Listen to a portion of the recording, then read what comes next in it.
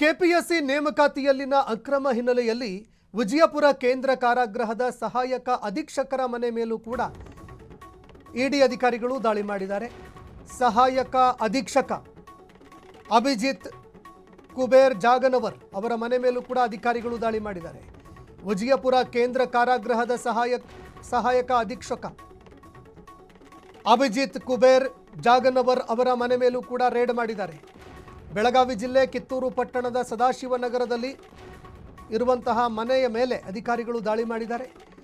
2024ರ KAS ಅಧಿಕಾರಿ ಆಗಿರುವಂತಹ ಅಭಿಜಿತ್ ಜಾಗನವರ್ ಬೆಳ್ಳಂಬೆಳಗ್ಗೆ ಬೆಂಗಳೂರಿನಲ್ಲೂ ಕೂಡ ಇಡಿ ಅಧಿಕಾರಿಗಳು ದಾಳಿ ಮಾಡಿದ್ರು.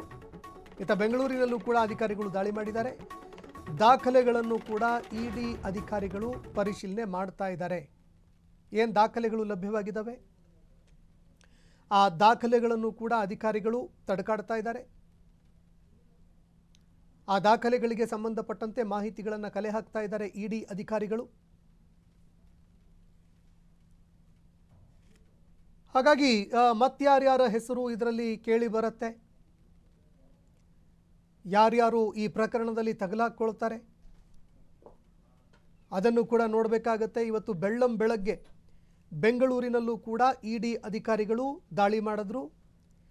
ಕೆಪಿಎಸ್ಸಿ ನೇಮಕಾತಿಯಲ್ಲಿ ನಡೆದಿರೋ ಅಕ್ರಮ ಏನಿದೆ ಅದಕ್ಕೆ ಸಂಬಂಧಪಟ್ಟಂತೆ ಒಟ್ಟು 21 ಕಡೆಗಳಲ್ಲಿ ಬೆಂಗಳೂರು ಬೆಳಗಾವಿ ಸೇರಿ ಒಟ್ಟು 21 ಕಡೆಗಳಲ್ಲಿ ದಾಳಿ ಮಾಡಿದ್ರು.